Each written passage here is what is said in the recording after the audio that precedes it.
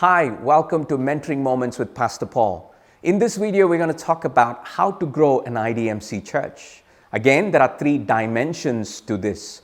Many times when I sit down with pastors, they always ask organizational questions. What do I need to do? What program do I need to start? What material do I need to use? Again, using an SPO principle that I have shared with you earlier, we look at how do we transit into an IDMC church.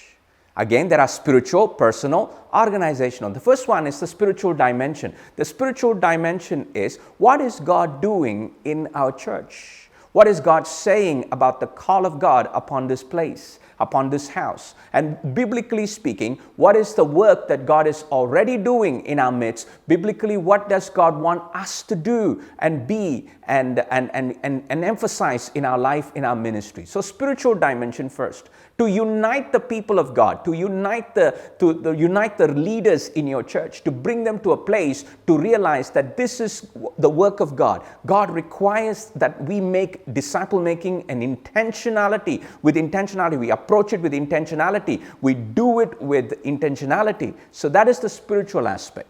So the spiritual dimension has to be addressed first. What is God doing? What is the work of God in our midst? How does God want us to become an IDMC church? That's the first part. The second one is the personal, because it's going to take leadership to change a church from just a disciple-making church to become intentional disciple-making church. Personal.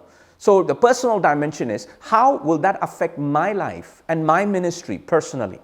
So when I look at my life, the way the Lord has led us in our church, I had to go before God and give myself wholeheartedly. I could not just go to God and say, God, do more in our midst. Do more in our midst. What can God do more in our midst when we haven't given more ourselves to Him? So it comes to a place where it is about, God, have more of me. So in the personal dimension, it is a revival that is personal. God had to bring me to a place where instead of holding life like this, I needed to let it go before God and let Him take complete control. So the personal dimension is, Lord, how does this change my life and my ministry? Because it takes an intentional disciple-making pastor or an intentional disciple-making leadership team to build an intentional disciple-making church. So the spiritual aspect, what does God expect of us? What is God doing in our midst? Remember, this is the work of God. Secondly, personal. How does that change my life? What do I need to change? What are some of the core things I need to learn in my own life and adopt those things? Those are personal dimension.